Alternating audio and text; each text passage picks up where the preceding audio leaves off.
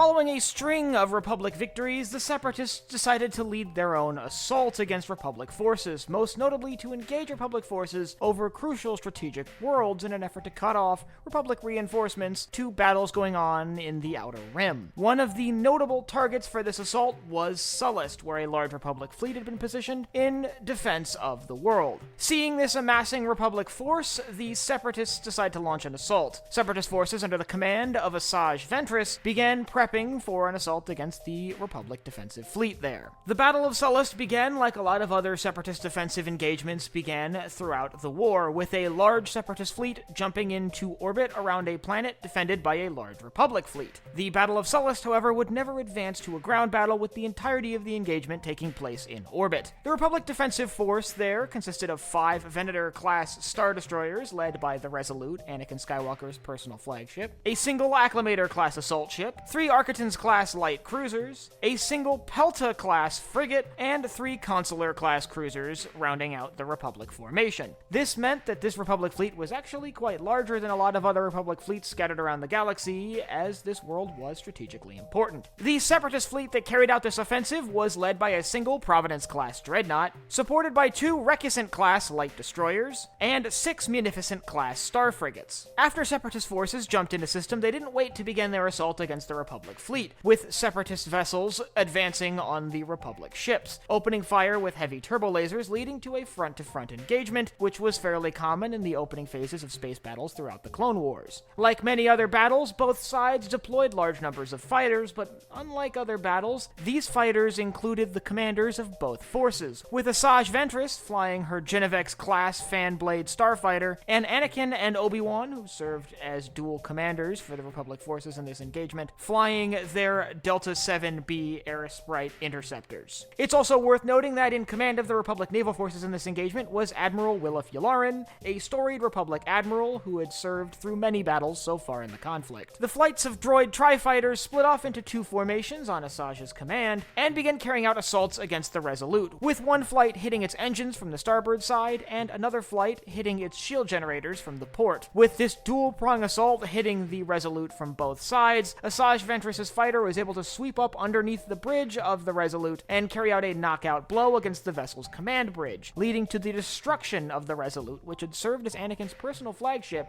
since the Battle of Christophsis at the start of the war. The destruction of the Resolute, by the way, was a significant moment in the history of the Republic Navy that's often overlooked. The Resolute is a very historic ship that had seen lots of action throughout the conflict. With the Resolute destroyed, Republic forces were sent into a bit of disarray, as flights of fighters were launched from other Star Destroyers present at the engagement. As the 2 Jedi starfighters sent out to engage Ventress's forces hunted Ventress's ship, they were caught off guard as they were ambushed by Separatist fighters that led to an engagement that left Obi-Wan's fighter crippled, with the vessel being forced to crash land not on a Republic ship, but on the Providence-class dreadnought that had been leading the Separatist forces. With Anakin Skywalker swinging in behind, Asajj Ventress was also forced to land in the hangar, and Anakin soon followed, leading all 3 Force sensitives and all 3 commanders on one vessel, the Separatist flagship. However, it's at this time that Count Dooku decided to disown Ventress as his apprentice, and ordered Separatist forces to abandon Asajj Ventress's command. With that being the case, Asajj Ventress now found herself alone against the 2 Jedi, who began a duel within the hangar bay of the Providence-class dreadnought. Meanwhile, outside, the now confused Separatist droid forces continued their assault against the Republic defenders. However, at this point, they were given some rather unique commands, with droid forces ordered to open fire not on enemy ships, but on the Providence-class dreadnought itself. This led to some confusion among droid commanders, but none of them would disobey the commands of Count Dooku, and Separatist forces quickly opened fire on their own flagship, leading to even more confusion within the Republic lines, who now saw Separatist ships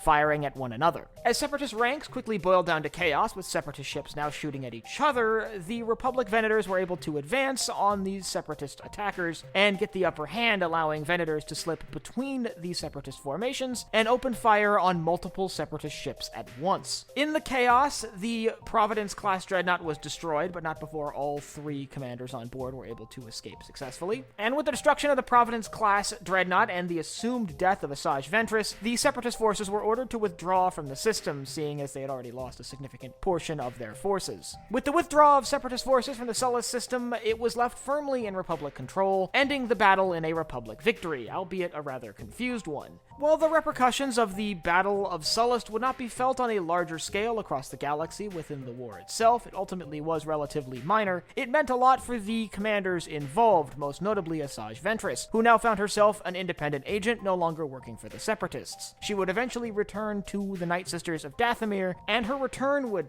ultimately eventually lead to a Separatist invasion of that world, but that's a discussion for another time. The Battle of Sullust was ultimately a desperate attempt by the mid-war Separatists to regain their momentum that they'd had in the early days of the conflict, a common trend across Separatist actions at this point in the war. And if you'd like to learn about another Separatist attempt around the middle of the war to regain the momentum they had in the early days of the conflict, I'll leave a link in the upper right-hand corner to my video on the Battle of Camino, which was an attempt to cut off Republic reinforcements and limit the Republic's supply of new clone troopers. And if you have any other engagements you'd like to see covered in future episodes of Battle Analysis, you can let me know down below in the comments.